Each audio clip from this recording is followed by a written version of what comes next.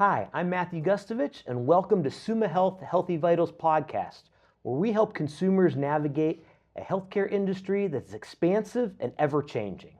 Today, we're going to talk about a special member of your care team, the APP, or Advanced Practice Provider. We're fortunate enough to be joined by Dr. Julie Tsirambidis. How are you doing today? I'm fine, Matt. Thank you. Yeah. So we're going to learn more about how APPs fit as a role in your care team, what they can do to help you with your journey for health and wellness. But before we get into that, could you tell us a little bit about yourself? Sure. Well, I'm Julie Tsirambidis. I am the system director for the advanced practice providers here. So administratively, I have a role where I oversee well over 500 APRNs and PAs, which we're going to talk about a little bit today. Yeah. So that is my major role here. However, I'm a nurse practitioner by training. I've been an NP for 26 years and an RN for almost 30 years in totality. And so my role here at Summa as a primary care provider, we're going to talk a little bit about that as a PCP and what that looks like from a physician, an NP, and PA. Awesome. Yeah, that's great. So let's get right into that because you mentioned a couple words here, NP and PA. What do those mean? Because sometimes when we're in the healthcare industry, get a little bit into alphabet soup. So what is an NP and a PA? Yeah, I think that's really hard for our patients to recognize over time. And now we commonly use the word advanced practice provider. And when I think patients say advanced practice provider, it becomes a little bit more complicated for them to understand. Advanced practice provider is really an umbrella term, and it's an umbrella term for about 6-7 different types of clinicians. Wow. So APP, more commonly known as our APRNs, so nurse practitioner, NP, CNS, clinical nurse specialist, CRNA, a nurse anesthetist, and CNM, a nurse midwife. So those can become very complicated for patients, all that language. And then PA, which is more commonly your counterpart to the NP that people think about as our physician assistant. And now in modern day, they're actually starting to be called physician associate. So this umbrella term that has begun of APP has been a way to help the consumer and the public understand on how to differentiate from the physician. Oh, awesome. Great. So if I were going to see, for one of my wellness checks with a nurse practitioner or a physician assistant, would I as a patient need to know the difference between the two? Yeah, I think that's an important question for consumers. I think our public is pretty well advanced in understanding some of those differences. And now with Google and the ability to look things up, they can probably understand more. However, I think over time, we haven't done a great job as to helping people feel comfortable in that. As a nurse practitioner myself and a PCP, I think the patient should feel comfortable in brand awareness of the organization they're going to, if it's a private practice or a large organization, and recognizing that the person they're getting an appointment with should be able to answer and handle whatever it is they're coming in to be treated for that day. And in primary care, if your PCP is a physician or an NP or a PA, and many times those are interchangeable roles. Awesome. Okay, great. Yeah. So I was thinking, this year I had my annual wellness visit with a PA, Lauren from Talmadge. She was really great, and she told me she had an exercise science background. So it was really helpful for her to, dispel some myths and actually give me some education on the way I can help myself in my wellness journey. So it was a really great experience for me. And I know with, I have 2 young sons, whenever they have urgent care needs, they've seen a nurse practitioner. So you mentioned primary care. Are we only seeing advanced practice providers in the primary care setting? Absolutely not. We actually have APPs in nearly every setting of the hospital. So primary care is just one of them. You mentioned urgent care. And more commonly now you're going to see in the hospital setting, it's very unlikely that you do not encounter an APP in the hospital setting. So for example, I spent many years in cardiothoracic surgery in my earlier career. So in that model, right, a surgeon is the one who likely he or she is going to do that operation. But there's so much more to an operation that goes into it. There's a pre-op visit. There's the care immediately after surgery. Often that involves the critical care unit, the ICU. Then there's the floor maintenance and all the way to discharge. Then there's a post-op visit. And then there's care coordination that takes them out a year. In all of those spaces, historically, that would have been done by a physician. And in the way we deliver care now, especially in the United States, is a care model team. And in that care model team, more likely, you're only really going to see that physician maybe at that pre-op visit and the operation, of course. And then after that, in order to really streamline care and to make sure we address all the healthcare needs of the patient, the quality, an NP or PA is likely going to be on that care team, and the ones you see all the way to discharge. And in that model, those teams, along with other people on the care team, there could be pharmacists and social work, and of course, registered nurses, they're going to be coming together in meetings in the morning and talking about all the patients on the list, and then they're going to round. And a lot of times they do that together, and sometimes they do it autonomously. It really depends. Wow, yeah, connected care is one of the keys for patients just kind of understanding that like all the hands that are helping them in their journey. But there was one thing that you mentioned that I'm really interested in: cardiothoracic surgery. What does that mean? I mean, obviously with cardio we're talking like heart, but what is cardiothoracic surgery? So that's, well, that can be anywhere from open heart surgery, Okay. right? So someone who Wow. has bypass, valve replacement, thoracic surgery only, so the heart, lung, any of those things. Could also be vascular procedures. It depends on the organization. But here we have a pretty robust cardiothoracic team, and they are supported by a team of APPs who will see those patients preoperatively all through the hospital stay, discharge management, and then in the outpatient office for follow-ups. Wow, that's great. Because thinking of something like open heart surgery, knowing that like advanced practice providers are part of that team, that's really awesome. So thank you for sharing about the coordinated care. So behind the scenes, the collaboration with physicians and nurses, what does that look like in getting ready for a patient encounter, whether it be a office visit or a surgery? I think more the surgery will be, I'll start with that surgery one. We also, by the way, have advanced practice providers in the operating room. So, of course, they also function often as first assists. So, NPs and PAs can also be there. So, you may have someone who's, your surgeon may be taking care of your heart and replacing whatever, if that's a valve or a bypass, but there may be an NPPA who's doing all the other pieces in there. So, there's a lot of hands on deck. As far as care coordination on the hospital setting, on the back end, probably a lot. And that usually comes in the form of peer reviews, M&M, daily management, huddles that usually happen well before the day has even started in the darkness of the day and they begin. And the primary care side, care coordination is probably less between physicians and APPs as it is with all the other staff that it takes to manage patients. When you mentioned your wellness appointment and your kids, but maybe there were forms that had to be held. Maybe there was prescriptions that needed to be taken care of and that needed prior auth and insurance and approvals for testing.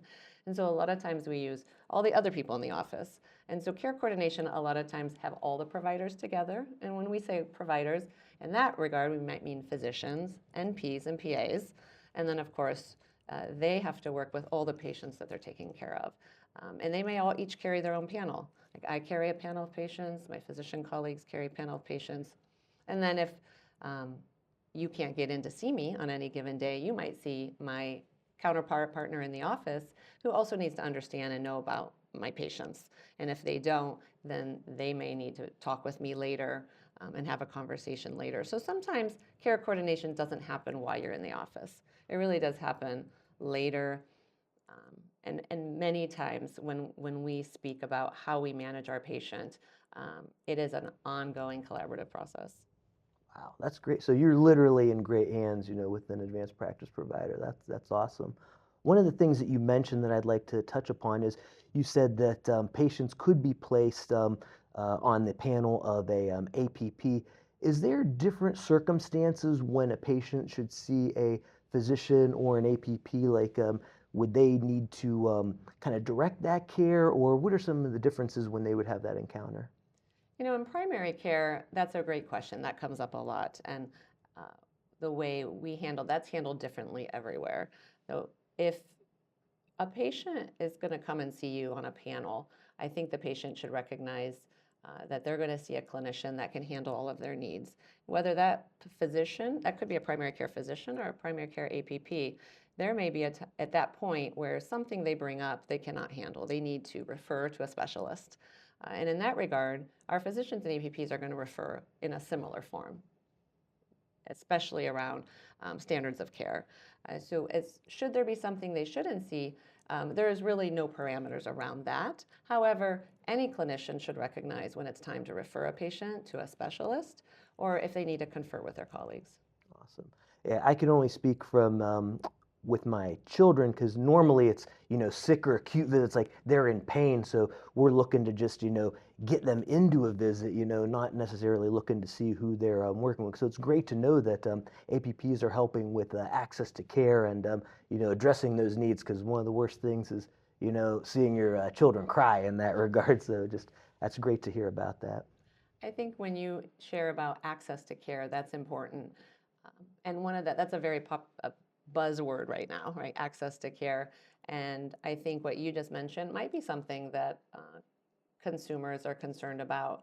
So if your loved one is having abdominal pain and they're being recommended to go see a gastroenterologist, and we know in American healthcare right now, our physician shortage is very real. Our supply of specialists are lower.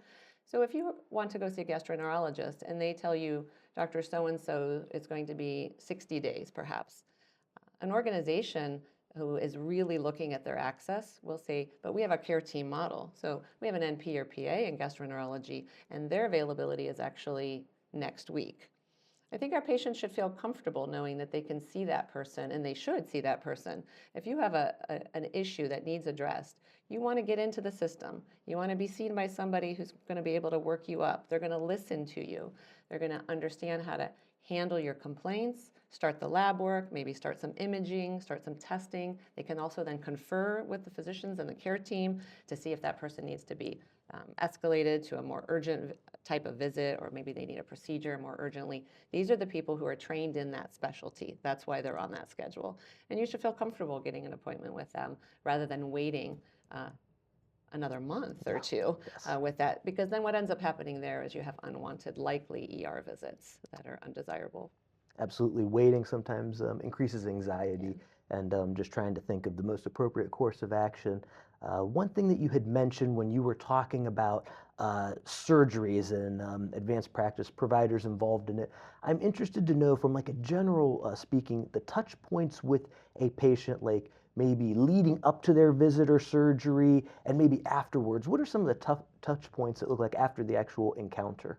So after the initial consult, you may have, especially when it's coming to surgery, likely if you're having a consult with an APP, they will be conferring with that surgeon. Sometimes that surgeon will see you that same day. It depends on that care model team. And here at Summa, that likely will happen. You'll see everybody on that same day. And then after that, there's going to be multiple points to lead up to surgery, whether they need to be prepped, medically managed, and optimized. So perhaps you're not ready for that surgery because your blood pressure is high, or there's some other reason that you can't quite yet have that surgery. They may see you, they may order more tests, write prescriptions, interpret diagnostic imaging, and other things.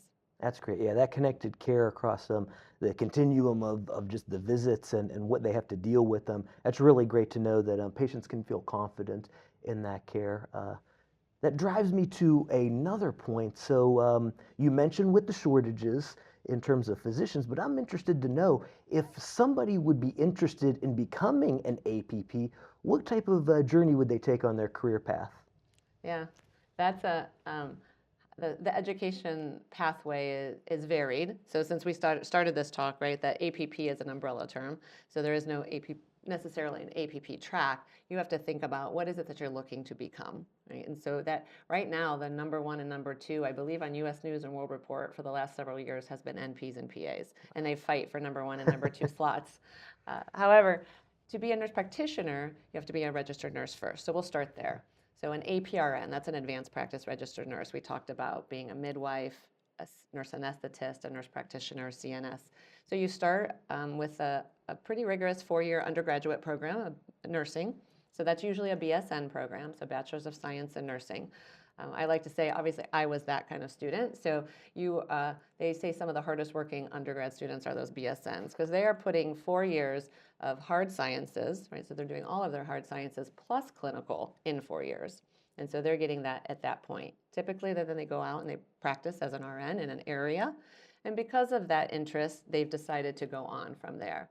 and some are required. So if you want to be a CRNA, a nurse anesthetist, you have to have 2 years in critical care, and then you can apply graduate school. You take the appropriate application process and testing for graduate school. Same with NP program, but in the NP program, it could be neonatology, women's health, primary care, family practice, internal medicine, geriatrics, and there's an area of concentration, and so on. In the PA world, and so often people ask what's the difference between the NP and PA. It's really in the education. And in the PA world, their undergraduate look now is really pre-professional. So they have a pre-professional science program. Some have direct admits. Many of them are pre-med students. I mean, they think they want to go down one path, they look at a different path. Also a 4-year program. They actually are also required to have several hours of experience before they can apply to the PA program. Once in PA school, all of these programs are about 24 to 28 months. So 2 to 2.5 years of master's or doctorate education. And the difference then becomes, and the PA programs, by the way, are also very much modeled after medical school. So they have a medical school model, whereas the NP programs are very directed toward an area of specialty. And then after, the difference from physicians is there's no formalized residency postgraduate training program.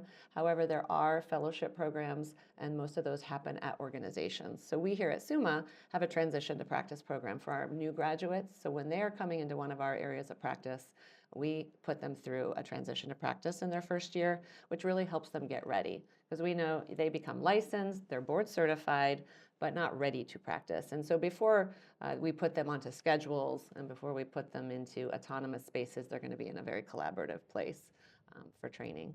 Awesome. So it's a long road, but very well worth it. There's a lot of ways to deliver care now in healthcare. And if you have a passion for medicine and you really want to take care of people, you can really look at the different philosophies of the program, but all of them are going to be a long road, but a well worth road.